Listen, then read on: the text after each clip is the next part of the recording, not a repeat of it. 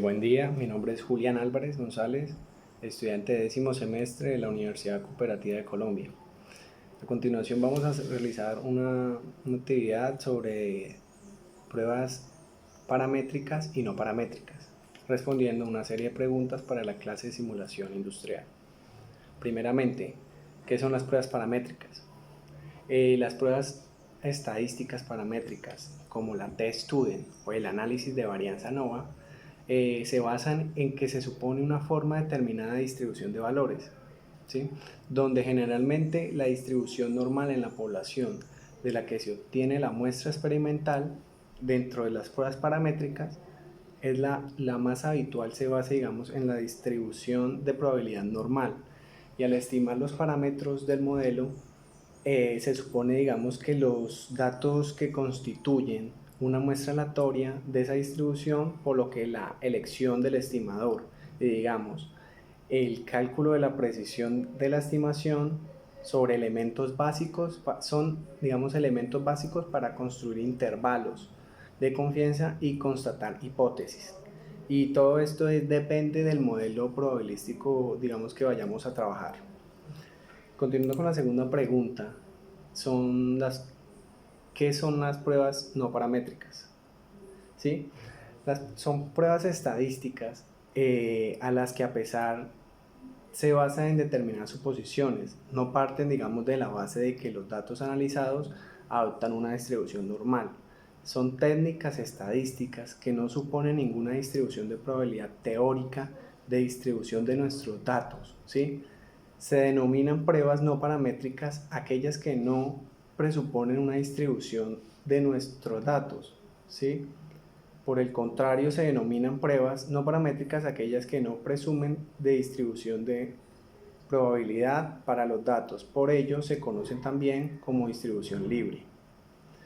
Cuando, digamos, trabajamos con muestras pequeñas, aquí nos dice que deben ser estas muestras pequeñas inferiores a 10, en las que se desconoce si es válido suponer la normalidad de datos, es conveniente, digamos, utilizar pruebas no paramétricas, al menos para corroborar, digamos, los resultados obtenidos a partir de la utilización de la teoría basada en la normal.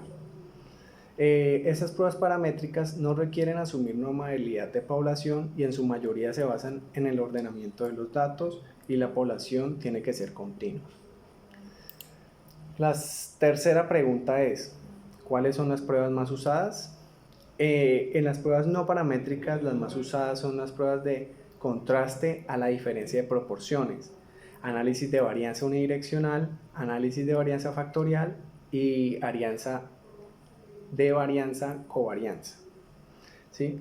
Las más utilizadas, digamos, en las paramétricas son prueba del valor Z en la distribución normal, la prueba T-Student para datos relacionados, digamos, a muestras dependientes, también la T-Student con muestras independientes y la prueba Student-Well para dos muestras independientes de varianzas homogéneas.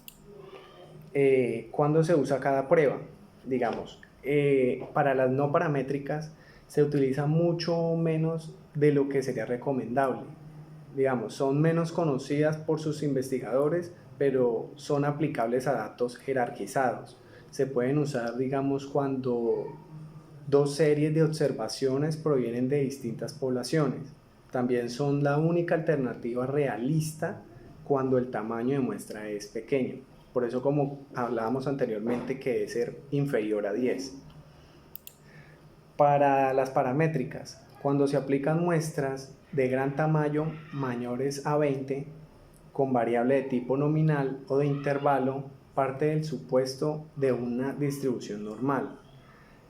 Allí, digamos, las hipótesis se basan en valores numéricos, especialmente con los promedios. Continuando con la siguiente pregunta, ¿qué tipo de variables se analizan con las pruebas?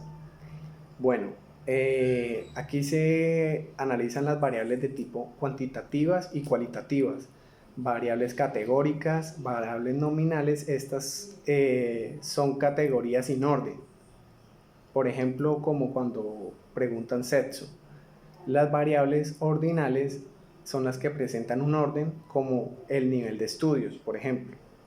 También las variables numéricas como discretas dadas por números enteros como número de hijos. Siguiendo análisis de variables numéricas, allí pues podemos ver el tipo de análisis de escribir un grupo, ¿sí? Es el análisis paramétrico con mu y varianza al cuadrado, para no paramétrico, mediana y rango intercuartil. Para el análisis, comparar un grupo a un valor, usamos en el paramétrico test-student de una muestra y prueba de Wilcox para no paramétricos.